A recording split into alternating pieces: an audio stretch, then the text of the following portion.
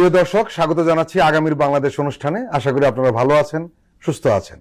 আজকে আমাদের সঙ্গে অতিথি হিসেবে রয়েছেন এলাইন নওয়াজ খান, সিনিয়র সাংবাদিক, আরও রয়েছেন সারোয়ার তুষার, যুগ্ম আহ্বায়ক, জাতীয় নাগরিক পার্টি। আপনাদের দুজনকেই স্বাগত। এলাইন নওয়াজ খান আমেরিকার জাতীয় গোয়েন্দা পরিচালক তুলসী গ্যাবার্ডের বক্তব্য নিয়ে বেশ তোলপাড় চলছে।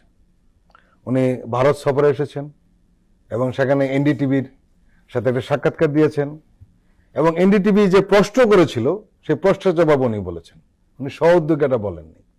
এবং আপনি নিশ্চয়ই জানেন যে তুলসী গ্যাবার্ডকে নিয়ে একটু বিভ্রান্তি রয়েছে তার নামের কারণে। কারণ অনেকে মনে করছে উনি বোধহয় ভারতীয় হিন্দু বংশোদ্ভূত কোনো আমেরিকান না। ওনার বাবা মা দুজনেই আমেরিকান এবং ওনার মা হিন্দু ধর্ম গ্রহণ করেছেন এবং তার সব সন্তানদের হিন্দু নাম রেখেছেন। তারই একজন হলেন তুলসী গ্যাবার্ড। তবে তুলসী গ্যাবার্ডের রাজনৈতিক একটা পরিচয় রয়েছে। উনি এর আগে ডেমোক্রেট পার্টি করতেন দীর্ঘদিন, তারপর রিপাবলিকানে এসেছেন এবং উনি ব্যক্তিগতভাবে ইসকনের সদস্য, আরএসএস এর সাথে খুব ঘনিষ্ঠ, হিন্দুত্ববাদীর প্রবল সমর্থক। আপনি নিশ্চয়ই তার বক্তব্য দেখেছেন এবং উনি যে কথাটা বলেছেন এবং যেটি নিয়ে সবচেয়ে বেশি আলোচনা হচ্ছে সেটি হলো যে ওনার বক্তব্য হলো যে বাংলাদেশে সংখ্যালঘু বিষয় নিয়ে ওনার উদ্বেগ রয়েছে এবং আমেরিকা বেশ উদ্বিগ্ন বিষয়টি নিয়ে। বর্তমান ট্রাম্প অ্যাডমিনিস্ট্রেশনে তুলসী গ্যাবার্ড যেমন ইসকন কিংবা তার হিন্দুত্ববাদী তার ব্যাকগ্রাউন্ড রয়েছে, তেমনি আপনি দেখবেন যে ওখানকার এফবিআই প্রধান যে তিনিও ভারতীয় বংশোদ্ভূত। এরপরে যে ভাইস প্রেসিডেন্ট ওনার স্ত্রী তিনিও ভারতীয় বংশোদ্ভূত। এটা একটা দিক। আর একটা হলো যে এই কদিন আগে একজন আমেরিকান অ্যাম্বাসেডর বলেছেন যে বহির্বিশ্বের দেশগুলির এই ভারতীয় ন্যারেটিভ দিয়ে বাংলাদেশকে বিচার করা ঠিক হবে না, একজন আমেরিকান অ্যাম্বাসেডর বলছেন। আবার হোয়াইট হাউসের যে মুখপাত্র তাকে একই ধরনের প্রশ্ন করা হয়েছিল, তিনি কিন্তু এ ব্যাপার এড়িয়ে গেছেন। দিল্লিতে এসে যে বক্তব্য দিয়েছেন আপনি লক্ষ্য করবেন যে উনি যখন এ কথাটা বলছেন ঠিক একই সময় নাগপুরের ঘটনা আপনি লক্ষ্য করছেন, তখন হাজার হাজার উগ্র হিন্দু আওরঙ্গজেবের সমাধিকে স্থানান্তর করার জন্য কি উগ্র ঘটনা ঘটাচ্ছে। এবং ইন্ডিয়াতে বছর পর বছর শুধু মুসলিম না, বৌদ্ধ এবং খ্রিস্টান চার্চদের উপরে আক্রমণ করা হয়েছে। তুলসী গ্যাবার্ড কিন্তু এই সম্পর্কে কিছু বলেন নাই। এর আগে যখন প্রচন্ডভাবে ইন্ডিয়ান মিডিয়াগুলি বাংলাদেশের সাম্প্রদায়িকতা সম্পর্কে রিপোর্ট করছিল, বানোয়াট রিপোর্ট করছিল, আমেরিকা কিন্তু এ সম্পর্কে কোনো কথা বলে নাই এবং বাংলাদেশ নিয়ে উদ্বেগ প্রকাশ করে নাই। সুতরাং আমি যেটা দেখছি যে এই প্রথম, আমি যেটাতে খুব আনন্দ অনুভব করছি সেটা হলো বাংলাদেশের কোনো সরকার এই প্রথম আমেরিকান কোনো ঊর্ধ্বতন কর্মকর্তার বক্তব্যের একটা স্ট্রং, অত্যন্ত জোরালো একটা প্রতিবাদ দিয়েছে। বলেছে যে এটার কোনো ভিত্তি নাই এবং এটার কোনো প্রমাণ আছে তাদের কাছে নেই যে যেটাতে প্রমাণ করা যেতে পারে যে বাংলাদেশে সংখ্যালঘুদের উপর নির্যাতন করা হচ্ছে। সুতরাং এই যে বাংলাদেশ, আমার যেটা মনে হয় সেটা হলো যে সরকার ভালো করেই জানে বাংলাদেশ সম্পর্কে মার্কিন প্রশাসনের অবস্থানটা কিরকম, এবং সে কারণেই হয়তো আমি মনে করি যে বাংলাদেশ সরকারের পক্ষ থেকে তুলসী গ্যাবার্ডের বক্তব্যের খুব স্ট্রং জবাব দেওয়া হয়েছে। এবং আমি এটা মনে করি যে এতে কিন্তু একথা বলছেন যে ওনার এই টেলিভিশন সাক্ষাৎকারের বক্তব্যটি আসলে আমেরিকান পলিসি নয়। না, এটা আমি মনে করি যে এটা আমেরিকান পলিসি না, আমেরিকান পলিসি না। উনি যেভাবে হোক দিল্লিতে এসে ওনার যারা যে সার্কেল, যিনি আরএসএস দ্বারা প্রভাবিত, ওনার যে মানসিকতা, সেই মানসিকতা প্রভাবিত হয়ে তিনি এই কথাটা বলেছেন। আমি একদমই মনে করি না যে এটা আমেরিকান প্রশাসনের চিন্তার প্রতিফলন তিনি ঘটিয়েছেন। এবং আমেরিকার সাথে চিন্তা যেটা গত পরশু দিনে বা কালকে তো দেখলাম যেটা মুখপত্র তিনি কিন্তু এড়িয়ে গেছেন। মানে তাহলে তো ওনার মন্তব্যের সাথে তিনি প্রতিধ্বনি করতেন, কিন্তু করেন নাই। সুতরাং আমি মনে করি না যে এটা তুলসী গ্যাবার্ডের মন্তব্য আমেরিকান পলিসির সাথে এটা সম্পৃক্ত আছে। আমেরিকা বাংলাদেশকে ভালোভাবে দেখছে এবং বাংলাদেশের গণতন্ত্র উন্নয়নের জন্য যা যা প্রয়োজন সবকিছু আমেরিকা দেওয়ার জন্য প্রস্তুত হয়ে আছে। আপনি দেখছেন যে এখানে একজন প্রাক্তন অ্যাম্বাসেডর আসছেন, একজন সিনেটর আসছেন, তারা কিন্তু এইসব বিষয়গুলি নিয়ে আমাদের প্রধান উপদেষ্টা আলোচনা করছেন, এবং আমরা মনে করি যে এইখানে একটা যথাযথ গণতন্ত্রের উত্তরণের ক্ষেত্রে আমেরিকা তার ভূমিকা পুরোপুরিভাবে রাখবে। স্যার তুষার, আমরা বেশ কিছুদিন ধরে শুনছিলাম যে দিল্লির চোখে ওয়াশিংটন বাংলাদেশকে দেখে। এটা কিন্তু পরিবর্তন হয়ে গিয়েছিল গত যখন টার্মে ট্রাম্প প্রেসিডেন্ট ছিলেন, শেষের দিক থেকেই এই জায়গা থেকে সরে যায়, এবং বিশেষ করে লাস্ট যে 4 বছর বাইডেনের সময় টোটালটাই পরিবর্তন হয়ে গিয়েছিল। এখন কেউ কেউ এই জিনিসটা প্রচার করার চেষ্টা করছে যে নতুন করে আবার ওয়াশিংটন দিল্লির চোখে বাংলাদেশকে দেখবে। আসলে সেই জায়গাটি কি রয়েছে? এটা একটু প্রশ্ন। আরেকটি প্রশ্ন হলো যে এই তুলসী গাবার্ডের সঙ্গে কিন্তু একজন সিনেটর গেরি পিটার্সের কোনো বক্তব্যের কোনো মিল নেই, যিনি বাংলাদেশ সফর করেছেন। উনি প্রধান উপদেষ্টা প্রফেসর ইউনূসের সঙ্গে দেখা করেছেন, এবং সেখানে উনি বলেছেন যে বাংলাদেশে হিন্দুদের যে উপর যে আক্রমণের কথা বলা হয়, আসলে সেটি কোনো সাম্প্রদায়িক বিষয় নয়, সেটি ছিল রাজনৈতিক বিষয়। প্রথম কথা হচ্ছে যে মার্কিন যুক্তরাষ্ট্রের বাংলাদেশ সম্পর্কিত নীতির প্রশ্নে আমি বলবো যে মার্কিন যুক্তরাষ্ট্র একটা রাষ্ট্র হিসেবে তার একটা অভিন্ন নীতি আছে। সরকার পরিবর্তন হলে তার কিছু হেরফের হয়, কিন্তু মোটা দাগে এটা খুব একটা পরিবর্তন হয় না। এবং সেইখানে আমি মনে করি যে তুলসী গ্যাবার্ডের এই মন্তব্য, এটাকে মার্কিন যুক্তরাষ্ট্রের অফিসিয়াল পজিশন হিসেবে মনে করার কিছু নাই। এবং তিনি আসলে এসেছেন একটা সম্পূর্ণ ভিন্ন পারপাসে। দিল্লিতে এসেছিলেন, সেখানে গোয়েন্দা প্রধান, বিভিন্ন দেশের গোয়েন্দা প্রধানদের একটা সেমিনার চলছে, সেখানে তিনি এসেছেন। একটা যেটা আপনি বললেন বেসরকারি টেলিভিশনের একটা আচমকা প্রশ্নে, ওই প্রশ্নের মধ্যে কিন্তু একটা অভিমুখ আছে। প্রশ্নকর্তা প্রশ্নের মধ্যে একটা জিনিস জানতে ইতিমধ্যে কিছু সিদ্ধান্ত তার আছে, এবং যেটা আসলে আমি নিজেও এ নিয়ে লিখেছি ইতিপূর্বে, যে ভারতীয় মিডিয়ার যে বাংলাদেশকে দেখার চোখ, এটা আসলে ভারতীয় রাষ্ট্রের বাংলাদেশকে দেখার চোখেরই একটা প্রতিফলন মাত্র। ওখান থেকে প্রশ্নটা এসেছে। এবং তুলসী গ্যাবার্ড, আমি খুব একটা আশ্চর্য হইনি যে তিনি এভাবে মন্তব্যটা করেছেন, কারণ আমরা যদি তার ট্র্যাক রেকর্ডটা খেয়াল রাখি, আপনি কিছু কিছু বললেন, যে আরেকটা জিনিস আমি খুব স্মরণ করে দিতে চাইবো তার ব্যাপারে, যে তিনি কিন্তু মার্কিন সেনা অফিসার ছিলেন, এবং ইরাক এবং কুয়েত দুটো যুদ্ধে তিনি অংশ নিয়েছেন। এবং যেটা বলা হয় ইভাঞ্জেলিক্যাল খ্রিস্টিয়ান, এখানে হিন্দুত্ববাদী এবং জায়নবাদী, এই যে নেক্সাস, তিনি এই নেক্সাসের একজন অত্যন্ত গুরুত্বপূর্ণ ব্যক্তি। তো সেখান থেকে তার দৃষ্টিভঙ্গি পুরোপুরি হিন্দুত্ববাদী বা মুসলিম বিদ্বেষী যে দৃষ্টিভঙ্গি, সেটা তার আছে। মুসলিম অধ্যুষিত অঞ্চলগুলোকে দেখার তার একটা বিশেষ দৃষ্টিভঙ্গি আছে, যেটা আসলে তার ব্যক্তিগত বা ওই মতাদর্শে যারা সাবস্ক্রাইব করে তাদের সাথে একমত। যেমন উনি একটা শব্দ ব্যবহার করেছেন, ইসলামিক সন্ত্রাসবাদ। এটা পরিষ্কারভাবেই হচ্ছে ওয়ার অন টেররের যে ল্যাঙ্গুয়েজ, সেই ল্যাঙ্গুয়েজে তিনি কথা বলেছেন। এবং এটার এভাবেই ইসরায়েল প্যালেস্টাইনকে দেখে থাকে, এভাবেই দিল্লির যুদ্ধবাজ যে অংশটা বা আগ্রাসী যে অংশটা, তারা বাংলাদেশকে একইভাবে দেখতে চায়, যে এটা আমার একটা সিকিউরিটি কনসার্ন। এটা হচ্ছে ইসলামিক জঙ্গিবাদ, সম্ভাব্য জঙ্গিবাদ। হ্যাঁ, এই ওরিয়েন্টালিস্ট দৃষ্টিভঙ্গি যে হয়, মানে দুটো জিনিস এখানে থাকে। একটা হচ্ছে মুসলমানরা এখানে বহিরাগত, আউটসাইডার, এবং ইসলাম ধর্ম একটা এসেনশিয়ালি ভায়োলেন্ট রিলিজিয়ন বা একটা সহিংস ধর্ম। এই দুটো অনুমানের উপর ভিত্তি করে তারা সকল তাদের কথাবার্তা সাজায়। তুলসী গ্যাবার্ডের কথার মধ্যে সেটাই আছে। একদিকে যেমন এটা ঠিক যে এটা মার্কিন যুক্তরাষ্ট্রের অফিসিয়াল পজিশন না, অন্যদিকে তুলসী গ্যাবার্ড তিনি জাতীয় গোয়েন্দা প্রধান বা জাতীয় গোয়েন্দা পরিচালক মার্কিন যুক্তরাষ্ট্রের, তার কথাটাকে খুব হালকাভাবেও নেওয়া যাবে না। আমাদের অবশ্যই প্রিভেন্টিভ মেজার্স লাগবে। বিশেষত দিল্লি যে প্রচারণাগুলো করে এবং বিলিয়ন বিলিয়ন ডলার খরচ করে তারা বাংলাদেশ নিয়ে এই প্রচারণাগুলো করছে, এটার কাউন্টার প্রচারণা আমাদের দিক থেকে নাই, মানে সেটা খুব কম আছে। আমাদের উচিত যে এম্বাসিগুলো আছে ইউরোপে এবং আমেরিকায়, তাদেরকে এনগেজ করা, যে তারা আসলে কথা বলা উচিত শেষ ওইখানে অন্যান্য যে দেশের যারা প্রতিনিধি আছে। সেটা আমাদের সরকার তরফ থেকে এখনো সেভাবে করা হয় নাই, এটা করা উচিত। তাহলে হচ্ছে যে আমাদের অবস্থানটা শক্ত হবে। তবে আমি মনে করি যে আমরা এখনো বৈশ্বিকভাবে আমাদের ইমেজটা আসলে কি, এটা বোঝা যায় জাতিসংঘের মহাসচিব বাংলাদেশ সফর তিনি করে গেলেন সাম্প্রতিক সময়ে। এটা খুব বড় একটা ইন্ডিকেটর যে ইন্ডিয়ার এত বিলিয়ন বিলিয়ন ডলার খরচ করার পরেও আসলে খুব একটা কাজ করে নাই, কারণ আদারওয়াইজ তিনি এখানে আসতেন না। এবং এসেছেন, আসার পরে বাংলাদেশ যে পরিবর্তনের একটা মানে জার্নির মধ্যে আছে, সেটাকে তিনি কমপ্লিটলি সমর্থন করে গেছেন। আর সবচেয়ে বড় ধাক্কা লেগেছে সেটি হলো যে ইন্ডিয়া যে ন্যারেটিভটা তৈরি করতে চায়, এবং সেটা আওয়ামী লীগের পক্ষে যাওয়ার জন্য যেটা তারা চেষ্টা করছে, কিন্তু জাতিসংঘের যে প্রতিবেদন দিয়েছে মানবাধিকার কমিশন, সেই প্রতিবেদনে কিন্তু টোটাল বিষয়টা একদম খুবই গুরুত্বপূর্ণ একটা শেষ হয়ে গেছে। আমরা কিন্তু 71-এ আমাদের এখানে এত বড় একটা জেনোসাইড ঘটেছে, আমরা সেটা নিয়ে এত ভালো একটা প্রতিবেদন পাই নাই, বা এটা কিন্তু একটা স্বীকৃতি, বৈশ্বিক স্বীকৃতি। আপনি এটা নিয়ে আইনি ভাবেও, আমি তো এখনো জানি না যে কেন আমরা আন্তর্জাতিক অপরাধ আদালতে যাচ্ছি না।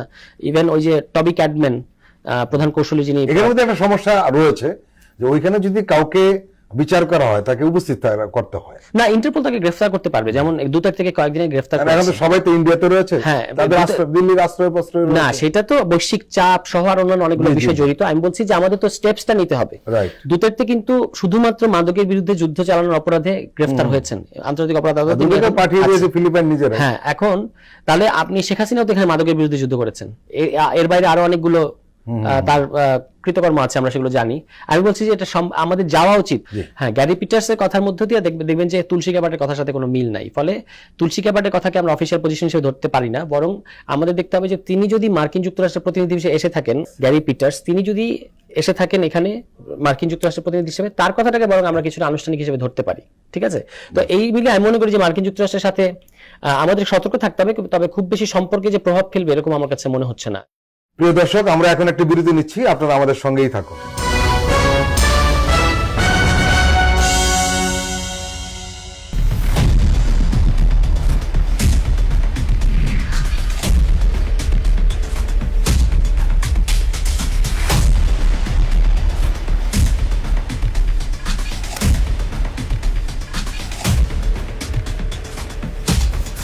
নিপীড়নের স্মৃতি, প্রযোজনা মোহাম্মদ হাসান রিয়াদ ও গোলাম মোর্শেদ। দেখবেন প্রতি শুক্র ও শনিবার সন্ধ্যা 7টায়।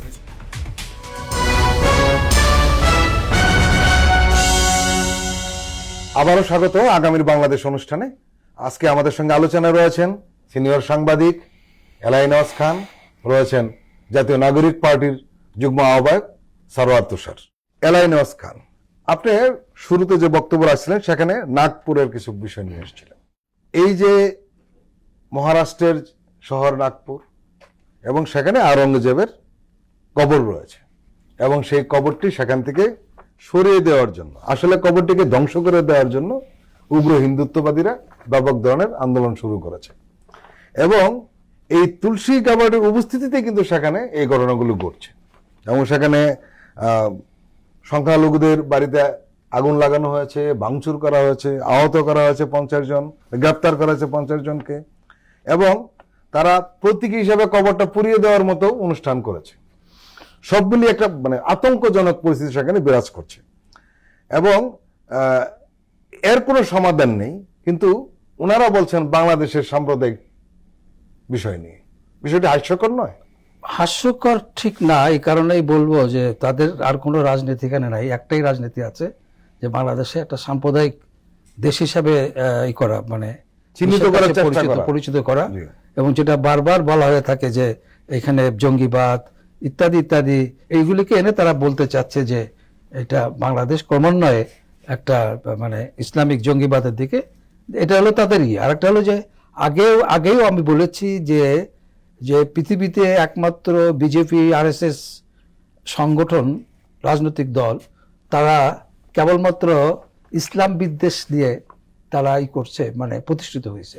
তাদের রাজনীতির আদর্শ একটাই, সেটা হলো মুসলমানদের বিরুদ্ধে যাওয়া, এবং সেটা তার জনগণকে সেই জায়গায় ঐক্যবদ্ধ রাখতে হলে এক একটা ইস্যুতে আনতে হবে, যেটার কোনো, এবং ইতিহাস বলে আওরঙ্গজেব একমাত্র লোক যিনি প্রচুর মন্দিরের মেরামতের জন্য, সংস্কারের জন্য অনুদান দিয়েছেন, সরকারিভাবে অনুদান দিয়েছেন, এবং তাকে এখন সাম্প্রদায়িক হিসাবে বিবেচনা করে এটা করা হচ্ছে, এবং মূল প্রবলেমগুলো আসলে ঘটাই গেছে। এখানে একটা যোগ করি, আকবরকে অনেকে অসাম্প্রদায়িক বলতেন হিন্দুদের পক্ষ থেকে, কিন্তু বিজেপি কিন্তু আকবরকেও ছাড়ছে না।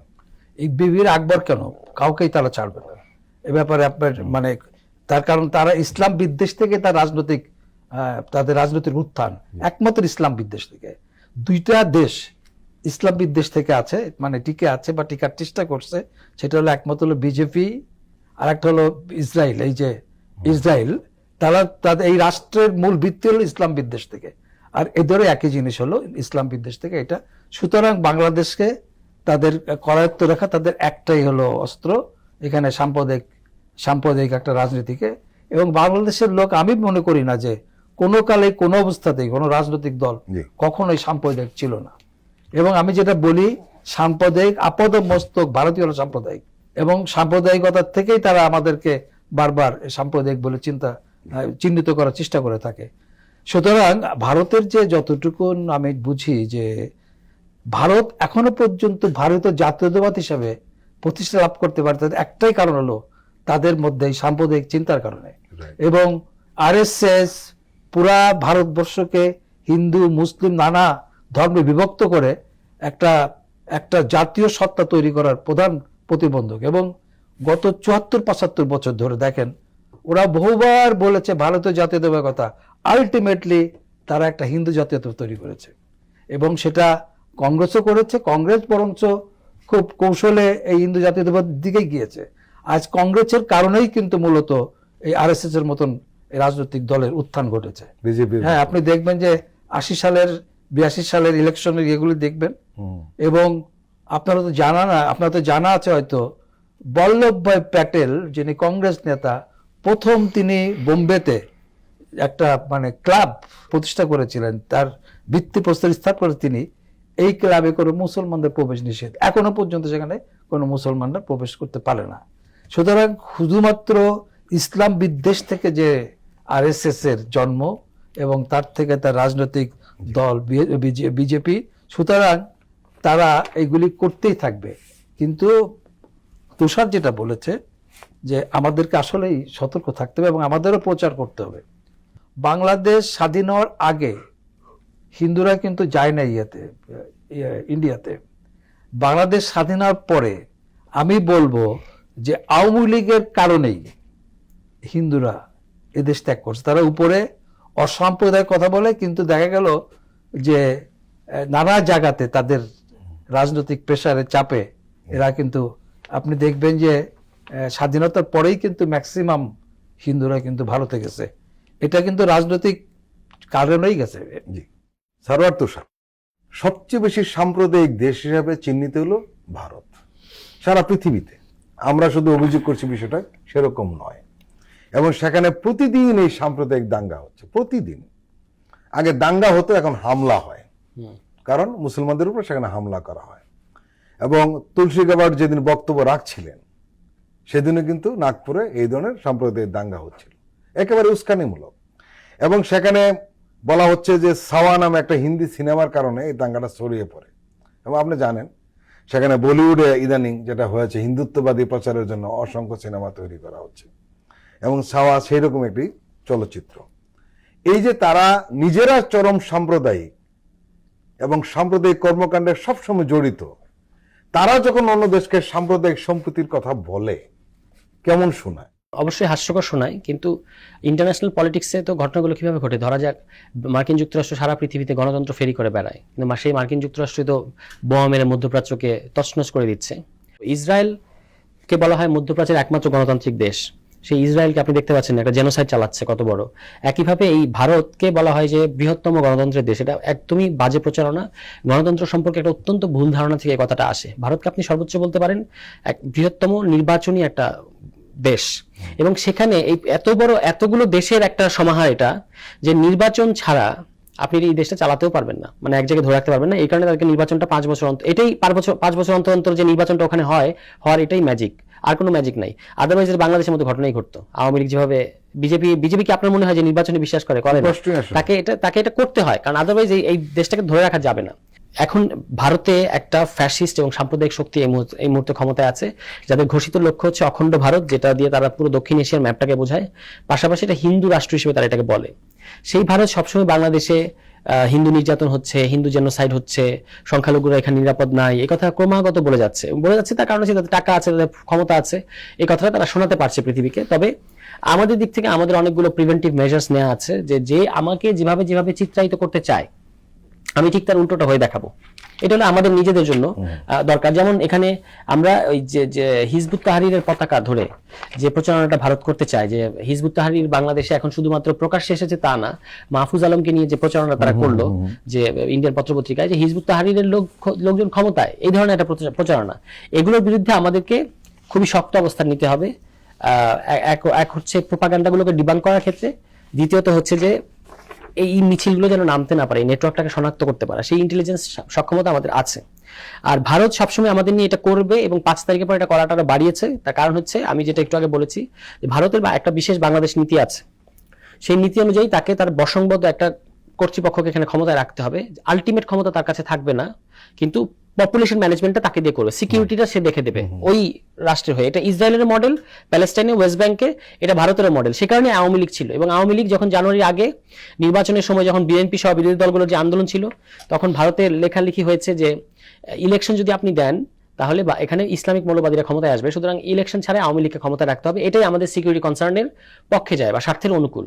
আমেরিকাকেও তারা এটা বলেছিল, যে কারণে আমেরিকার স্যাংশন দেয় নাই। বিএনপি রাজনীতিটা বুঝতে পারে নাই, বিএনপি ভেবেছে স্যাংশন দিয়ে দিয়ে এই কাজটা হয়ে যাবে, কিন্তু 2023 নভেম্বরে যে 2+2 সামিট হয়েছে দিল্লি এবং দিল্লিতে যেটা হয়েছে ওয়াশিংটনের মধ্যে, এই দুটো দেশের ইয়ের মধ্যে, এরপর আমাদের ইলেকশন ছিল 2 মাস পরে জানুয়ারিতে। এই 2 মাসেও যে আমাদের এখানে কোনো কেউ হুইসেল ব্লো করলো না যে মার্কিন যুক্তরাষ্ট্র কিন্তু কন্টেইনড, ভারত তার অবস্থানটা বুঝিয়ে ফেলতে পেরেছে। সুতরাং you should change your strategy, মানে বিএনপি সহ বিরোধী রাজনৈতিক দলগুলো বোঝানো উচিত ছিল যে স্যাংশন আর হবে না, তুমি ইউ গো ফর গণ অভ্যুত্থান। আমরা বলেছি কিন্তু তারা বুঝতে চায় নাই, এবং যারা বলেছে তাদেরকে তারা বলেছে যে আপনারা আওয়ামী লীগকে হেল্প করতেছেন, এরকম কথা বিএনপি তরফ থেকে বলা হয়েছে, সেটা ভিন্ন প্রসঙ্গ। তারপর বাংলাদেশে একটা গণ অভ্যুত্থান ঘটেছেন, গণ অভ্যুত্থান ঘটার পরে ওই যে যাকে সে ইন্ডিয়া এখানে বসিয়ে রাখতে চায় সেই শক্তিটা তার নাই, ফলে ইন্ডিয়ার কাছ থেকে আমরা সিজোফ্রেনিক একটা প্রচারণা দেখছি, এবং মিডিয়া মানে দায়িত্বশীল মিডিয়া থেকে শুরু করে ব্যাঙের ছাতা ইউটিউব, এত জঘন্য প্রচারণায় সয়লাভ হয়ে গেছে বাংলাদেশ। সত্য মিথ্যা, ইন্দোনেশিয়ার একটা ছবি দিয়ে বাংলাদেশকে বলা হচ্ছে হিন্দু জেনোসাইড চলছে ইত্যাদি ইত্যাদি অনেক কিছু বলা হয়েছে। পরবর্তীতে কিন্তু প্রত্যেকটা ফ্যাক্ট চেক ইন্ডিয়ার কিছু মিডিয়াই, ওই স্ক্রলের মতো কিছু মিডিয়া কিন্তু দেখিয়েছে যে না, যেভাবে বলা হচ্ছে ঘটনাগুলো একেবারেই এরকম না। দুই একটা জায়গায় যেখানে হিন্দু বাড়িগুলোতে হামলা হয়েছে সেটা আসলে আওয়ামী লীগ তারা করতো, এই রোশানলে তারা পড়েছে। কোথাও তারা সাম্প্রদায়িক কারণে যে ম্যাসিভ হামলা যেটা বলা হচ্ছে সেটা কোথাও বাংলাদেশে ঘটে নাই, কিন্তু এই প্রচারণার কারণে বাংলাদেশে হিন্দুদের মধ্যে একটা গভীর ইনসিকিউরিটি তৈরি হয়েছে। কোথায় কি ঘটনা ঘটছে, যেমন চট্টগ্রামে ঘটছে, ময়মনসিংহে ঘটছে, এরকম যখন প্রচারণা হচ্ছে পরে দেখা যাচ্ছে আসলে ঘটনাগুলো ঘটে নাই, কিন্তু এই যে আতঙ্কটা ইনজেক্ট করা হচ্ছে এটা খুবই পরিকল্পিত ছিল, এইটা কিন্তু এখনো চলছে। এখান থেকে আমাদেরকে ভাবতে হবে যে আমরা কিভাবে এই প্রচারণা সোশ্যাল মিডিয়ার ক্ষেত্রে আমাদেরকে আরো মানে, এবং দেখেন আমাদের এই অঞ্চলের সোশ্যাল মিডিয়াটা কিন্তু ভারত থেকে পরিচালিত হয়। আমার একটা ফেসবুক আইডি ছিল, আমি এই যে একজন এত নগণ্য একজন মানুষ, আমার ফেসবুক আইডি রিপোর্ট করে তারা বন্ধ করে দিয়েছে। এটা ব্যাপারে ফেসবুক কিন্তু আইডিটা ফেরত দিচ্ছে না। যে কোনো কিছু আপনি যখন হিন্দুত্ববাদ শব্দটা লিখলে দেখবেন যে আপনার আইডি রিচ নাই, আপনি জায়নবাদ লিখলেই আপনার আইডি রিচ নাই। ফলে ফেসবুকেরও এই ব্যাপারটা আছে, ফেসবুক কিন্তু এগুলো অ্যালাইন্ড এই শক্তিগুলোর সাথে, মানে একবারে চিহ্নিতভাবে অ্যালাইন্ড। তো এইখান থেকে আমাদের মতো ছোট দেশের, যাহলে আমাদের দেশ থেকে মাঝে মাঝে জিকির তোলা হয় আমরা সবাই বাবর হব, এই ধরনের হটকারিতা থেকে বের হয়ে আসতে হবে আমাদেরকে। মানে এটা বলে আপনি আসলে ভারত যেটা আপনার সম্পর্কে বলতে চায় যে ও আমার সিকিউরিটি থ্রেট, কারণ সে তো আমাকে সিসিট করতে চায়, আমার এই অঞ্চলটুকু আলাদা করতে চায়, আপনি ওটাকে আসলে আরো স্ট্রেংথেন করছেন। এটা না করে আমাদেরকে আমাদের রাষ্ট্রটাকে গণতান্ত্রিকভাবে ঢেলে সাজাতে হবে, এবং 7 সিস্টার সহ ভারতের অঞ্চলগুলো তারা যদি আমাদের সাথে স্বাধীন বাণিজ্য সম্পর্ক করতে চায় সেটা আমরা করতে প্রস্তুত আছি। তাদেরকে তাদের কনস্টিটিউশনের মধ্যে থেকে ওই ফেডারেল অধিকারটা নিয়ে আসতে হবে, এটা তাদের সংগ্রাম, আপনার এখানে ঢোকার দরকার নাই। সে নিয়ে আসতে পারলে আপনি মনে থাকবে যে মিজোরামের একজন নেতা তিনি প্রথম আলোতে সাক্ষাৎকার দিয়ে বলেছিলেন বাংলাদেশের সাথে সুসম্পর্ক রক্ষা করার বাধ্যবাধকতা আমাদের আছে। মানে এটাতে তার মানে তিনি বাংলাদেশের সাথে যুক্ত হয়ে যেতে চাচ্ছেন তা না, ভারতের মধ্যে থেকেই স্বাধীন পররাষ্ট্রনীতি, স্বাধীন সাংস্কৃতিক সম্পর্ক, অর্থনৈতিক সম্পর্ক করা সম্ভব। আমাদের প্রধান উপদেষ্টার বিভিন্ন কথাবার্তার মধ্যে দিয়ে কিন্তু আমরা এটা দেখতে পাচ্ছি, তিনি বলছেন যে কক্সবাজার আমাদের একটা সমুদ্র সৈকত আছে, এটা নিয়ে আমরা নেপালের কাছে যেতে পারি, এটা নিয়ে ল্যান্ডলকড আমাদের যে অঞ্চলগুলো প্রতিবেশী তাদেরকে আমরা এটা হেল্প করতে পারি। আমাদের টেরিটরি যা আছে আমাদেরই থাকবে, আমাদের কোনো সম্প্রসারণবাদী কোনো দরকার নাই, মানে চিন্তা ভাবনা করার কোনো দরকার নাই।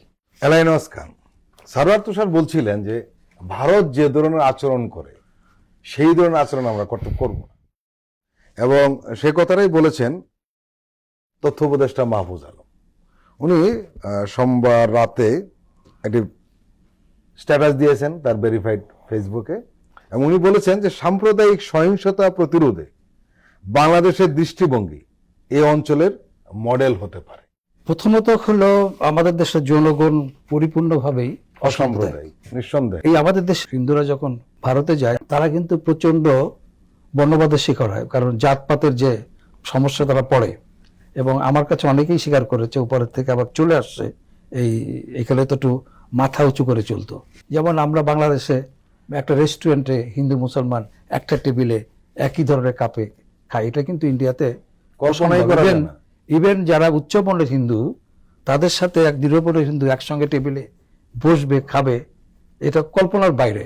কিন্তু বাংলাদেশে তো তা নাই। বাংলাদেশে যারা মূলত হলো বাংলাদেশে তাদের ভাষায় শিডিউল কাস্ট হিন্দু বেশি, কিন্তু আমাদের কাছে তো শিডিউল কাস্টের ব্যাপার না, আমরা মুসলমান মানুষ হিসাবে দেখি। সুতরাং ওদের যেটা এই প্রোপাগান্ডাটা করতেই থাকবে। তো তুষার যে কথাটা বলছে সেটা হলো যেমন এই যে কালকে কারার জন্য দেখলাম 100 মেয়ে বোরকা পরে তারা বলতেছে এখানে কি খেলাফত প্রতিষ্ঠা করবে। আমি খুব অবাক হয়ে যাই যে খেলাফত সম্পর্কে ধারণাটা কি, কোন খেলাফত তারা চায়, উমায়ুন আব্বাসিয়া না খেলাফায়ে রাশেদিন, নাকি এই যে আমাদের তুরস্কে যেটা ছিল ওই যে উসমানিয়া। উসমানিয়া, ওরা কোনটা চায়, কোন খেলাফত করতে চায়?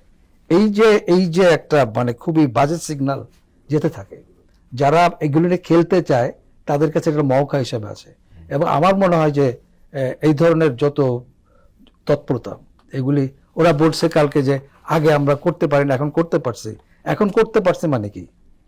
মানে এই ধরনের তৎপরতা অনেককে যে ইন্ডিয়া যেটা বলতে চায়, হ্যাঁ, যে সেটা ক্ষেত্রে এটা উস্কানিমূলক মনে হয়। এবং আমার মনে হয় অন্তর্বর্তী সরকারকে এসব ব্যাপারে একটু কঠোর অবস্থান নেওয়া দরকার।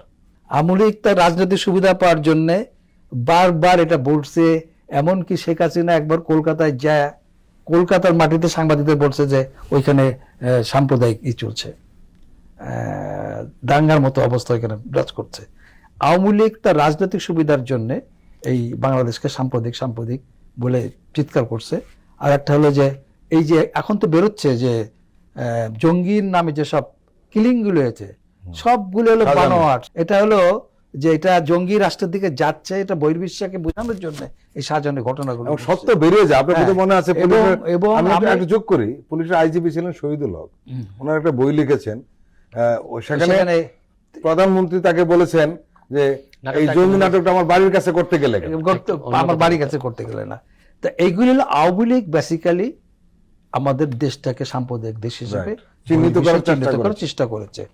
কিন্তু সুতরাং বাংলাদেশের লোক কোনো অবস্থাতেই কোনো কালে সাম্প্রদায়িক ছিল না, এ ব্যাপারে মোটামুটি ভাবে নিশ্চিত। সুতরাং মাহফুজ যে তাকে বলছে যে মডেল, নিঃসন্দেহ মডেল। এইখানে 1 কোটির মতন এখন বুঝি হিন্দু বাস করে, 2-1টা জায়গা ছাড়া প্রত্যেকটা জায়গায় মুসলিম গ্রামগুলির সাথে মিলেমিশে এরা থাকে। কোথাও তো আজ পর্যন্ত শুনি নাই যে হিন্দু মুসলমান কোনো ইস্যু নিয়ে দাঙ্গা হয়েছে। আমি তো ছোটবেলায় দেখেছি যে সন্ধ্যাবেলায় ওই যে হিন্দু পাড়ার থেকে উলুধ্বনি আসছে, একই সঙ্গে আমাদের মসজিদ থেকে আজান হচ্ছে, এবং এই উলু একই সময়ে। এইটা নিয়ে আমি জীবনে কখনো কোনো টেনশন শুনি নাই যে এই আমাদের আজানের সময় কেন তোমরা উলু ধরে দিচ্ছ, না, কখনো এটা ঘটে নাই, আজও পর্যন্ত সেটা নাই। এখন যেটা হয় সেটা হলো সম্পূর্ণ রাজনৈতিক কারণে, এবং যেটা হয় যেটা প্রভাবশালী, যেমন একজন দরিদ্র হিন্দুর জায়গা একজন ক্ষমতাবান দখল করলো কিংবা তাকে জোর করে ক্রয় করে নিল, এটা একজন দরিদ্র হিন্দুর ক্ষেত্রে যেমন ঘটে, দরিদ্র মুসলিমের ক্ষেত্রে একই জিনিস ঘটে। কারণ সমাজে যারা বিত্তশালী, যারা প্রভাবশালী, তারা এইসব জিনিস করে থাকে, সেটা হিন্দু মুসলমান উভয় একইভাবে। কিন্তু যেহেতু ওর নামটা অনিল চন্দ্র, সেহেতু বলা হয় যে এই যে হিন্দুর জমিটা জোর করে নিয়ে নেওয়া হলো। এটা হলো যে আমাদের যে একটা জিনিস আপনি লক্ষ্য করবেন যে এই বিষয়টা কিন্তু আমাদের গভীরভাবে যারা রাজনীতি করছে তাদের চিন্তা করা দরকার, যে গত 54 বছরে এই লুণ্ঠনের মানে লুটপাটের রাজনীতির কারণে আমাদের মাত্র 10% লোকের হাতে সমস্ত সম্পদ পুঞ্জীভূত হয়ে গেছে, এবং যে বিপুল সংখ্যক লোক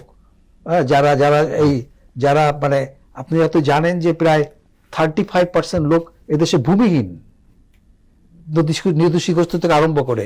এই যে বিপুল সংখ্যক দরিদ্র লোক, প্রান্তিক লোক, এরা নানাভাবে হতাশ, এবং এরা নানাভাবে হতাশ হয়ে হয়তোবা কখনো কোনো উগ্র কারোর সাথে যুক্ত হয়ে যেতে পারে, কিংবা উগ্র কোনো ব্যক্তিকে ব্যবহার করতে পারে, এটা হতে পারে। কিন্তু আমাদের সরকারগুলিকে অবশ্যই আমার জনগণের এই অংশগুলির প্রতি অ্যাড্রেস করতে হবে। খালি আমরা মধ্যবিত্ত ক্লাস নিয়ে কিন্তু রাজনীতি করছি, তাদেরকে নিয়ে আমাদেরকে যে সমাজের যে পরিবর্তনগুলি ঘটছে এটা গভীরভাবে পর্যবেক্ষণ করতে হবে। কিন্তু সাম্প্রদায়িক বানানোর ভারতের চেষ্টা ব্যর্থ হবে। প্রিয় দর্শক, আমরা আবার একটু বিরতি নিচ্ছি, আপনারা আমাদের সঙ্গেই থাকুন।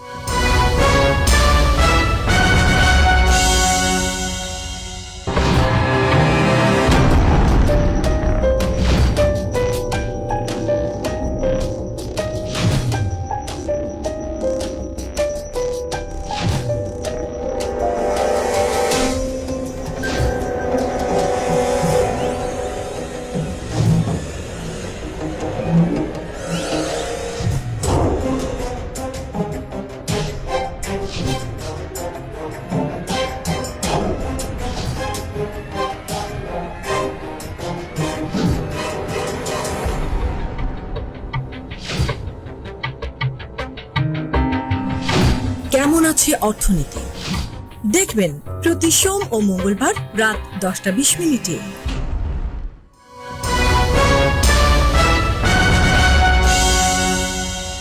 আবারও স্বাগত আগামীর বাংলাদেশ অনুষ্ঠানে। আজকে আমাদের সঙ্গে আলোচনায় রয়েছেন এলাই নওয়াজ খান এবং সারোয়ার তুষার। সারোয়ার তুষার, আপনাদের প্রসঙ্গে যাই। আপনাদের রাজনৈতিক দল হিসাবে 1 মাসও পার হয়নি, কিন্তু সম্ভবত আপনারা প্রচন্ড রকমের সমালোচনার মুখে পড়ে যাচ্ছেন। আমরা লক্ষ্য করছি যে আওয়ামী লীগ ফেসিবাদের দোসররা দুটো পক্ষকে আক্রমণ করছে। এটি হলো প্রফেসর ইউনূস সরকার এবং জাতীয় নাগরিক পার্টি। রাজনৈতিক দলগুলো থেকেও আপনারা প্রচন্ড আক্রমণের মুখে পড়েছেন এবং রাজনৈতিক দলগুলো এমন বক্তব্য রাখছেন যে বক্তব্যের কোনো ভিত্তি নেই, এবং ওনারাই বলছেন যে ফেসবুকে আমরা এগুলো দেখি। এখন রাজনৈতিক দলগুলো যদি ফেসবুকে দেখে আপনাদের উপর আক্রমণ করে, তাহলে বিষয়টি কেমন দাঁড়ায়? না, আপনি ঠিকই বলেছেন। শুধু আওয়ামী দোসররা না, খুবই দুঃখজনক হলেও সত্য, আমরা যখন আত্মপ্রকাশ করেছি তখন বিভিন্ন মিডিয়া যখন অন্যান্য রাজনৈতিক দলকে জিজ্ঞেস করেছে, তারা কিন্তু মুখে মুখে বলেছে যে আমরা ওয়েলকাম করেছি বহুদলীয় গণতন্ত্র ইত্যাদি ইত্যাদি। কিন্তু আমরা দেখতে পেলাম যে খুবই নোংরা প্রচারণা আমাদের বিরুদ্ধে, বেসলেস প্রচারণা। একটা প্রচারণাকেও তারা এখন মানে প্রোপাগান্ডাগুলোকে, আপনি বলেছেন যে সমালোচনার মুখে পড়েছেন, আমি বলবো যে আমরা ভীষণ প্রোপাগান্ডার মুখে পড়েছি চতুর্দিক থেকে। এবং একটা প্রোপাগান্ডাকে কিন্তু প্রতিষ্ঠিত করা যাচ্ছে না, কিন্তু আমাদেরকে বিতর্কিত করার চেষ্টা করা হচ্ছে মূলত সোশ্যাল মিডিয়ায়। শুধু তাই না, আমাদের বিভিন্ন কেন্দ্রীয় নেতাদেরকে তাদের ক্যারেক্টার অ্যাসাসিনেশন করার একটা অ্যাটেম্প্ট চলছে। আমাদের যারা নারী নেত্রী আছেন তাদের বিরুদ্ধে মানে এমনকি মানে ভার্বাল সেক্সুয়াল অ্যাবিউজ পর্যন্ত করা হচ্ছে, সোশ্যাল মিডিয়ায় বুলিং করা হচ্ছে। এগুলো ঘটছে আমাদের বিরুদ্ধে। এখন এটা কেন ঘটে? এটা ঘটে তার কারণ হচ্ছে যে যেহেতু এই রাজনৈতিক দলটা অন্য যে কোনো বাংলাদেশের ট্র্যাডিশনালি যে ধরনের রাজনৈতিক দল আমরা দেখে থাকি তার চেয়ে একটু আলাদা। এই অর্থে যে এভাবে গণ অভ্যুত্থানের বিপুল পরিমাণ লেজিটিমেসি নিয়ে আর কোনো রাজনৈতিক দল আত্মপ্রকাশ করে নাই। তখন এটা যখন করলো এবং এটা একটা বার্তা দিয়েছে যে তরুণরা, এটা তরুণদের প্ল্যাটফর্ম হতে যাচ্ছে, মূলত অন্যরাও থাকবে কিন্তু তরুণদের প্ল্যাটফর্ম হতে যাচ্ছে এবং তরুণরা এই রাজনৈতিক দলটা করবে, সমর্থন করবে ইত্যাদি। তখন আসলে অন্যান্য এক্সিস্টিং রাজনৈতিক দলগুলোর মাথা খারাপ হয়ে গেছে। পাশাপাশি আমরা যে নতুন রাজনৈতিক বন্দোবস্তের কথা বলছি, এই এখনকার রাজনৈতিক বন্দোবস্ত আপনি খেয়াল করুন যে রাজনৈতিক দলগুলো নির্বাচন এদিকে বলা হচ্ছে যে ওরা সংস্কার বলে কান ঝালাপালা করছে, কিন্তু তারা কিন্তু নিজেরা নির্বাচন বলতে কান ঝালাপালা করে ফেলছে। এখন তাদের এটা হচ্ছে পেশি শক্তি, মাসল, মানি পাওয়ার ইত্যাদির মধ্যে তারা ইলেকশনে তারা জানে আপনি যদি 85% হন, তারা 15% হলেও তারা আপনার কাছ থেকে নিয়ে নিতে পারবে। আপনি পারবেন না এই সেটেলমেন্টে। আমরা যে নিউ সেটেলমেন্ট প্রপোজ করেছি যে আপনার পারিবারিক ব্যাকগ্রাউন্ড দরকার নেই, আপনি বাংলাদেশের যে কোনো সাধারণ ছেলে মেয়ে, এই যে একটা খুবই পাওয়ারফুল স্টেটমেন্ট যে কৃষকের ছেলে হলেও সে বাংলাদেশের প্রধানমন্ত্রী হতে পারবে। এই যে অ্যারেঞ্জমেন্টটা, এই অ্যারেঞ্জমেন্টটাতে যাদেরকে এখন আপাতত অর্থে বৃহৎ রাজনৈতিক দল মনে হয় তারা অত্যন্ত সাইড লাইনে পড়ে যায়। ঠিক আছে, এই কারণেই তারা ভীত সন্ত্রস্ত। এবং আপনি সম্প্রতি একটা জরিপ হয়েছে যেখানে দেখা গেছে 10,600 জন জরিপে অংশ নিয়েছে, তার মধ্যে 77% রুরাল, গ্রামীণ। সেখানে বাংলাদেশে এই মুহূর্তে সবচেয়ে বড় যে দলটাকে মনে করা হচ্ছে তাদের পক্ষে ডিসাইসিভলি অবস্থান নিয়েছে 17% মাত্র, এবং 59% অংশগ্রহণকারী এখনো আনডিসাইডেড।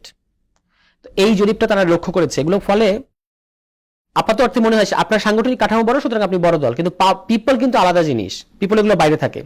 এই সমস্ত কারণেই নতুন রাজনৈতিক দলের পেছনে এই প্রচারণাগুলো চলছে। আমি মনে করি যে এটা খুবই অনাকাঙ্ক্ষিত, এবং এটা না করে আমরা যদি সুস্থ একটা প্রতিযোগিতার মধ্যে থাকতে পারতাম। আমরা বিভিন্ন জায়গায় বলেছি কিন্তু যে আমাদের কারোর সাথে শত্রুতা নাই, প্রতিপক্ষতা নাই। এটা ঠিক যে অনেক বক্তব্যে দ্বিমত আছে, থাকবেই, এবং একটা প্রতিযোগিতা আছে, প্রতিযোগিতা থাকবেই একটা দেশে। সব দেশেই মানে সবখানেই মানে একই সাথে যারা মাঠে থাকে তাদের মধ্যে প্রতিযোগিতা থাকে, কিন্তু আমাদের মধ্যে সেই আওয়ামী লীগের সাথে আমাদের যে শত্রুতার সম্পর্ক ছিল সেটা কিন্তু এখন আর নাই। সুতরাং আমরা এটা আশা করি নাই, কিন্তু যারা সিনিয়র, যারা অনেকদিন ধরে যারা বারবার বলেন যে আমরা 36 বছর ধরে রাজনীতি করছি, ওরা তো 36 দিনের আন্দোলন করেছে, তা আমরা কিন্তু তখন বিনয়ের সাথে আমাদের বলতে বাধ্যই আর কি আমরা, যে আপনাদের 36 বছরের রাজনীতিটা ব্যর্থ হওয়ার কারণেই কিন্তু 36 দিন আন্দোলন সফল হয়েছে। আদারওয়াইজ সফল হওয়ার কোনো দরকার ছিল না। আপনারাই তো পারতেন করতে, আপনারাই তো শেখ হাসিনাকে ফেলতে পারতেন। 7 জানুয়ারি আগেই তো ওই যে নির্বাচনের দাবিতে যে আন্দোলন ছিল সেখানেই তো শেখ হাসিনা পড়ে যেতে পারতো, তাদের পরে নাই। তাহলে আপনাকে বুঝতে হবে যে আপনি যে রাজনীতি করেছেন সে রাজনীতিতে শেখ হাসিনাকে ফেলা যেত না। শেখ হাসিনাকে ফেলার কর্মসূচি ছাত্রদের, সারা দেশের মানুষ অংশ নিয়েছে ঠিক, কিন্তু ছাত্রদের মধ্য দিয়েই ওই কর্মসূচিটা এসেছে। এটাকে আসলে এই সহজ সত্যটা যতদিন যাচ্ছে, যেহেতু জনগণ আবার ঘরে ফেরত গেছে, সাংগঠনিক রাজনৈতিক মহড়াগুলো বেড়ে গেছে, তখন তারা মনে করছে আমরা অটোমেটিক্যালি স্বয়ংক্রিয়ভাবে ক্ষমতায় চলে এসেছি। অনেক রাজনৈতিক দলের এরকম মনোভাব। তো সেখানে ছাত্রদের যে এই যে ব্যবস্থা পরিবর্তনের রাজনীতি, এটা একটা তাদের কাছে একটা বাধা কিংবা উপদ্রব মনে হচ্ছে। সেখান থেকে এই ক্যাম্পেইনগুলো চলছে বলে আমার ধারণা। এলাই নওয়াজ খান, আপনার রাজনৈতিক উত্থান পতন সেই বাংলাদেশের শুরু থেকে দেখে আসছে, এবং এইবার যে রাজনৈতিক বন্দোবস্তের কথা বলে তরুণরা মাঠে নেমেছে, এরকম ঘটনা কিন্তু অতীতে ঘটেনি। জাসদের যে ঘটনাটি ঘটেছিল সেটি হলো একটি রাজনৈতিকের ভাঙন হয়েছিল, নতুন করে কোনো কিছু হয়নি। কাজে ওইটার সঙ্গে আবার এই তরুণদের ঘটনা তুল্যমূল্য বিচারটা করা যায় না। আপনার কাছে আমরা জানতে চাইব, এই যে রাজনৈতিক দলগুলো এই তরুণদের উপর ঝাঁপিয়ে পড়ার চেষ্টা করছে কেন? আমি দুটো উদাহরণ দিই। একটি হলো, আমরা দেখেছি একটি বড় রাজনৈতিক দলের একজন নেত্রী টেলিভিশন টক শোতে এসে বলেছেন একটা দাবরান দিলে কেউ মাঠে থাকবে না। হ্যাঁ, তারা আবার উল্টো জবাব দিয়েছে এই তরুণরা যে গত 15 বছরে আপনারা কেন দাবরানি দেন নাই? দিলেন না। শেখ হাসিনাকে দাবরানি দিলে তো উনি টিকতো না, তখন আপনার দাবরানি দেন না, এখন আমাদের উপর দাবরানি দেওয়ার চেষ্টা করছেন। এক।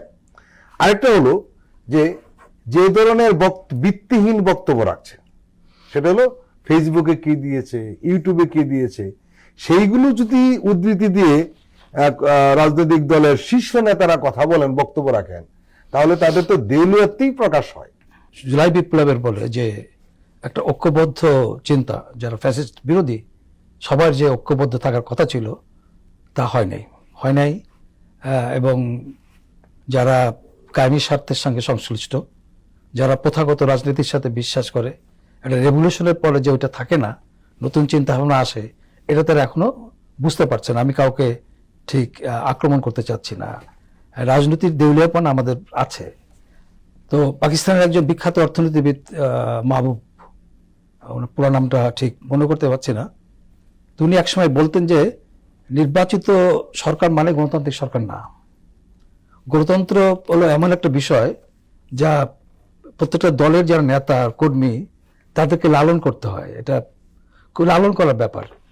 এখন হলো যে ছেলেরা একটা নতুন চিন্তা ভাবনা নেয়, আমি মনে করি যে যারা প্রথাগত রাজনীতির সাথে জড়িত আছে, ট্রেডিশনাল পলিটিক্সের সাথে, এরা অনেক ব্যাপারে তাদের থেকে চিন্তা চেতনা ইনফরমেশনের ক্ষেত্রে, ইতিহাস জ্ঞানের ক্ষেত্রে পিছনে অনেক পড়ে বেশি এগিয়ে আছে এদের থেকে।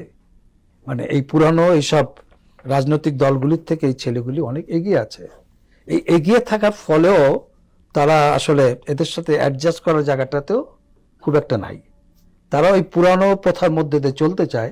ইমিডিয়েট একটা নির্বাচন হলে পুরানো প্রথাটা ইনট্যাক্ট থাকবে এবং তারা নির্বাচিত হতে পারবে। যত এটা সময় ক্ষেপণ হবে, পুরানো প্রথার ব্যাপারে মানুষের চিন্তার ক্ষেত্রে কিন্তু পরিবর্তন করতে থাকবে। আপনি একটা জিনিস আপনি লক্ষ্য করবেন যে ঠিক হাসিনার সময়ে যদি হাসিনার উপস্থিতিতে একটা মোটামুটি ফ্রি ফায়ার ইলেকশন হতো, তাহলে নিঃসন্দেহে বিএনপি থার্ড মেজরিটি পেত। কিন্তু এই জুলাই বিপ্লবের পরে অনেক হিসাবটা অনেক পাল্টে গেছে, এবং এটা যত সময় যাবে তত হিসাবটা পাল্টে থাকবে। সেক্ষেত্রে বিএনপি তার ক্ষমতা, যেহেতু এই দলটা ক্ষমতায় যাওয়ার দল, সে ক্ষমতা যেতে চায়, সুতরাং সে দাবি করতেই থাকবে, অনবরত দাবি করতে থাকবে যে ইমিডিয়েট নির্বাচন দেওয়া হোক। কারণ যত তাড়াতাড়ি নির্বাচন হবে তত তার জন্য সুবিধা হবে, যত নির্বাচন বিলম্বিত হবে তত তার জন্য প্রতিকূল অবস্থা তৈরি হবে। যদি ধরে নেই যে ডিসেম্বরে কিংবা জুলাইয়ের আগে যদি ইলেকশন হয়, তাহলে যেহেতু এদেরকে গ্রাসরুট লেভেল পর্যন্ত তাদের যেহেতু সংগঠন আছে। এখানে একটা কথা বলি, এখন অসংখ্য তরুণ ভোটার হয়েছে এবং 40 বছরের নিচে যাদের বয়স, অনেক সময় ভোটই দিতে পারে নাই, তাহলে আগের ভোটের হিসাব তো এখন চলবে না। না, ভোটের অনেক হেরফের রয়েছে। আমাদের মানুষেরা কিন্তু চিন্তার ক্ষেত্রে সবসময় কিন্তু স্থিতিশীল জায়গায় থাকে না, এবং আপনি লক্ষ্য করে থাকবেন যে আমাদের লোকেরা দিনের মতো তো 5 বার চিন্তা মত পাল্টায়। আমাকে কেউ পলিটিক্যাল লিডার অনেক সিনিয়র যে আমাদেরকে জ্ঞান দেন একটু, আমি কোন জ্ঞান একটাই, আপনার এক জায়গায় থাকতে পারবেন কিনা। যদি এক জায়গায় থাকতে পারেন তাহলে কিছু একটা প্রডিউস হবে এখানে, নাহলে কিছুই হবে না। রাইট। এবং আমরা আবার তিমিরে চলে যাব। এবং আমার কখনো কখনো মনে হয় যে আমাদের লোকেরা জীবন দেবে, রক্ত দেবে, একটা স্পার্ক হবে, আবার কায়েমি স্বার্থবাদীরা আসে এটাকে তিমিরে নিয়ে যাবে।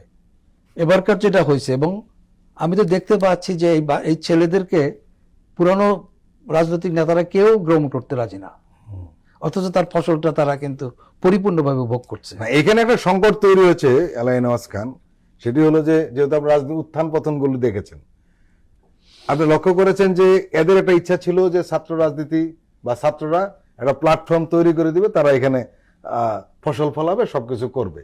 কিন্তু যখন দেখেছে ছাত্রও সেখানে এসে দাঁড়িয়েছে, যে অতীতে অনেক ছাত্র আন্দোলন হয়েছে, ছাত্ররা কোনো রাজনৈতিক দল গঠন করেনি, যেটা কোনোদিন হয়নি সেটি হবে না, এখানে এই শর্ত কে দিয়েছে? এখানে একটু প্রবলেম আছে। জি। অতীতে যে ছাত্র মুভমেন্ট গুলি হয়েছে, ছাত্র সংগঠনগুলি করেছে, এই সংগঠনগুলি কোনো কোনো রাজনৈতিক দলের লেজুর সংগঠন ছিল। অবশ্যই সবাই। এবং যেমন 69 মুভমেন্ট যারা করছে তারা ছাত্রলীগ ছিল, ছাত্র ইউনিয়ন ছিল মেনলি, এবং অন্যান্য সংগঠন ছিল, তারা কিন্তু আন্দোলন। ইভেন 90 যে কোনো অভ্যুত্থান হয়েছে ছাত্রদল ছিল, সেখানেও ছাত্রদল ছিল, মুখ্য ভূমিকা না রাখছে। ছাত্রলীগ ছিল, অন্যান্য বাম সংগঠনগুলি তারা ছিল।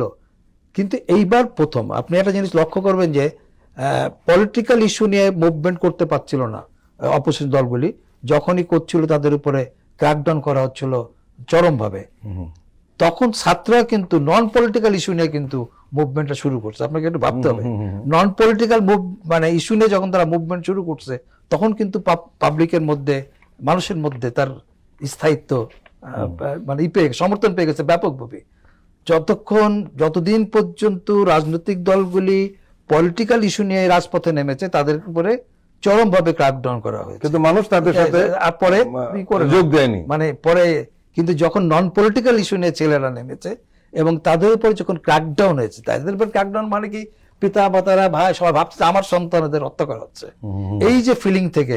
এবং আমি আমার জীবনে আমি ইভেন 16ই ডিসেম্বর বাংলাদেশ স্বাধীন হওয়ার পর ও এরকম দেখি নাই, কিংবা এরশাদের পতনের পর এরকম দেখি নাই।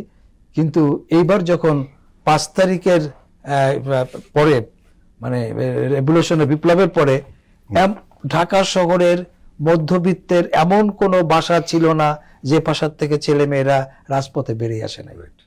সরোয়ার তুষার, আপনাদের দলের আহ্বায়ক নাহিদ ইসলাম আমেরিকার যে সংবাদ মাধ্যম আছে তার ডিপ্লোমেট, তার সঙ্গে একটি সাক্ষাৎকার দিয়েছেন, এবং সেই সাক্ষাৎকারে উনি বেশ কিছু প্রশ্নের জবাব দিয়েছেন যেগুলো মানুষ জানতে চায়। আমরা একটি বিষয় নিয়ে কথা বলতে চাই। আপনি লক্ষ্য করেছেন নিশ্চয়ই যে আগামী নির্বাচনে আওয়ামী লীগ অংশ নেবে কি নেবে না, বা নিতে পারবে কি পারবে না, এই বিষয়ে সবাই নীরব। কেউ কেউ আবার একটু অগ্রসর হয়ে ইনক্লুসিভ নির্বাচনের কথা বলে, তখন আমরা বুঝি তারা কি বলেন। শুধু একমাত্র আপনাদের দল থেকে স্পষ্ট বলা হচ্ছে যে নির্বাচনে আওয়ামী লীগের অংশগ্রহণ আপনারা চান না, এবং নাহিদ ইসলাম এই কথাটিও স্পষ্ট করেছেন। উনি বারবার বলেছেন, এই ডিপ্লোমেটের সাক্ষাৎকারেও বলেছেন। আমার প্রশ্ন হলো, এই কথাটি আপনারা স্পষ্ট করছেন, অন্যান্য রাজনৈতিক দলগুলো বা এই যে ফ্যাসিস্ট বিরোধী শক্তিগুলো যারা ছিল একসাথে আপনারা ছিলেন, তারা বলছে না কেন? দেখুন, আমি একটা কথা এখন খুব পরিষ্কার করে বলি, সবাইকে ফ্যাসিস্ট বিরোধী শক্তি বলা যাবে না। এটাকে আমরা 5 তারিখের আগে সবাইকে ফ্যাসিবাদ বিরোধী শক্তি বলতে পারতাম। এখনকার হিসাবটা হচ্ছে রেজিম বিরোধী ছিল অনেকে, আর আসলে আদতেই মৌলিকভাবে ফ্যাসিবাদ বিরোধী ছিল ছাত্ররা, আর বাকিরা হচ্ছে রেজিম বিরোধী ছিল, যে রেজিমটা চলে যাক আমরা যাই। তারা কিন্তু ফ্যাসিবাদী কাঠামো বদলাতে চায় না, সেখান থেকে পজিশনগুলো তৈরি হয় এবং কিছুটা তাদের রাজনৈতিক বিভ্রান্তি থেকে তৈরি হয়। যদিও তারা বয়সে অনেক বয়স্ক, কিন্তু আমাদেরকে সারাক্ষণ জ্ঞান দিতে থাকে, তাদেরই এই সমস্যাগুলো আছে। আমাদের কথাটা পরিষ্কার যে 90-এর ভুলটা আমরা করতে দেব না। যে এরশাদকে আপনি পতন ঘটিয়েছেন, সেই এরশাদ কিভাবে 35টা সিট পায় পরে নির্বাচন? পরবর্তীতে কি হয়েছে আপনি সেটা দেখেছেন। Exactly, এই আশাদের সঙ্গে বিএনপি বসেছে, এই আশার সঙ্গে আওয়ামী লীগ বসেছে, প্রত্যেকে যে যেভাবে পেরেছে ব্যবহার করেছে। এটা তো খুব আশ্চর্যজনক ব্যাপার যে একটা সামরিক স্বৈরশাসক মৃত্যুর আগ দিন পর্যন্ত এভাবে মানে রাজনীতিতে থেকে গেলেন এবং ব্যবহৃত হলেন। সেখান থেকে আমরা বলেছি যে আওয়ামী লীগের, অন্তত এই আওয়ামী লীগের আগামী নির্বাচনে কিংবা হয়তো আগামী 2টা নির্বাচনে অংশগ্রহণ করার কোনো বাস্তবতা নেই। এটা যদি করতে হয় তাহলে আমাদের লাশের উপর দিয়ে করতে হবে, কথা পরিষ্কার। কারণ হচ্ছে এই নৌকা মার্কা এবং আওয়ামী লীগ বাংলাদেশে দল হিসেবে তো আওয়ামী লীগের অপরাধ আছে। অন্যান্য যে সমস্ত অপরাধের কথা আমরা জানি, পিলখানা থেকে শুরু করে এই 24-এ গণহত্যা, এর বাইরে 3টা নির্বাচন যে বাংলাদেশের মানে প্রতারণা নির্বাচন, এগুলো তো অপরাধ নিঃসন্দেহে। এই অপরাধ তো শুধু শেখ হাসিনা একা করেন নাই, কিংবা এটা অমুক ব্যক্তি অমুক নেতা একা করেন, এটা পুরো দল এটার সাথে জড়িত। তাহলে এই দল যার বিরুদ্ধে 5 অগাস্টে আমরা খুব পরিষ্কার বলেছি যে যারা বলছেন যে আসতে দেন ভোটে, যে in the name of inclusive নির্বাচন, যে আসতে দেন নির্বাচনে জনগণ তো তাদের ভোট দেবে না, আমরা মনে করি যে তাদের রাজনৈতিক বোঝাপড়ার মধ্যে অসম্ভব রকমের সংকীর্ণতা আছে। যে 5 তারিখে তো জনগণ ইতিমধ্যে আওয়ামী লীগের বিরুদ্ধে রায় দিয়েছে। আপনাকে 1 বছরের মাথায় কি 2 বছরের মাথায় আবার রায় দিতে হবে আওয়ামী লীগের বিরুদ্ধে ভোটের মধ্যে দিয়ে? সারার তো স্যার এখানে যোগ করি, আপনি যে রায়ের কথা বলেন, এরা প্রায় বলতো যে জনগণ রায় দিবে, আওয়ামী লীগ নির্বাচনে আসবে কি আসবে না, 5 তারিখ বলে গেছে। এক নাম্বার। আরেকটা বিষয় আপনি লক্ষ্য করেছেন, রাজনৈতিক দলগুলো কিন্তু এখন আওয়ামী লীগ শব্দ বলে বিরোধিতা করছে না, আওয়ামী লীগ শব্দের ব্যবহার করতে চাচ্ছে না। না, আরেকটা কথা হচ্ছে যে জনগণ কি চায় আওয়ামী লীগ আগামী নির্বাচনে আসুক? আপনারা রায় দিয়েছে 5 তারিখ রায় এক দিয়েছে। জনগণ আপনি কি চায় না? আরো যদি আপনি নিশ্চিত হতে চান, আপনি গণভোটে যান, দেখেন জনগণ কি বলে, সেটা আবার যাবে না। আমরা বারবার বলেছি যে আপনি সংবিধান বাতিলের প্রশ্নে যান তো গণভোটে, দেখেন জনগণ কি বলে। তারা আমাদেরকে বারবার বলে যে জনগণ গণপরিষদ বোঝে না, সেকেন্ড রিপাবলিক বোঝে না, প্রোক্লেমেশন বোঝে না, রাষ্ট্রপতির অপসারণ চায় না, এগুলো ব্যাপারে নাকি জনগণ সিদ্ধান্ত নেবে। তো আপনি এই সমস্ত প্রশ্নে গণভোট করেন, এখন তো গণভোট ফিরে এসেছে। আপনি দেখেন ওভারহেলমিংলি পিপল কোন দিকে থাকে। এটা ঠিক যে নির্বাচন, আপনি যদি সংসদ নির্বাচন করেন এই মুহূর্তে হয়তো বড় দলকেই, যেহেতু যদি আর কোনো অপশন না থাকে বড় দলের মার্কাতেই লোকে ভোট দেবে, কিন্তু আপনি এই প্রশ্নগুলোতে গণভোট করে দেখেন কোন দিকে যায় ঘটনা। এবং আমরা বলেছি যে নতুন দলেরও যথেষ্ট সম্ভাবনা আছে সামনে সরকার ফর্ম করার, যে জনগণের ভোটে যদি আমরা সেই মোতাবেক কাজ করতে পারি। কিন্তু আমরা এখানে মৌলিকভাবে চাই না যে আওয়ামী লীগ আগামী নির্বাচনে অংশগ্রহণ করুক। নৌকা মার্কায় আওয়ামী লীগ দল হিসেবে অংশগ্রহণ করার কোনো সুযোগ নাই তাদেরকে। প্রথমত আপনি কি একটা আওয়ামী লীগের দায়িত্বশীল লোক পেয়েছেন যে বলেছে যে আওয়ামী লীগ ভুল করেছে, অন্যায় করেছে, আওয়ামী লীগের শাস্তি হওয়া উচিত? দায়িত্বশীল বলেন কেন, নরমাল সমর্থক তৃণমূল পর্যায়ে কাউকে পেয়েছেন? কিভাবে আপনি বলেন যে এই দলকে আপনার আবার সুযোগ দেওয়া উচিত? এটা অসম্ভব ব্যাপার।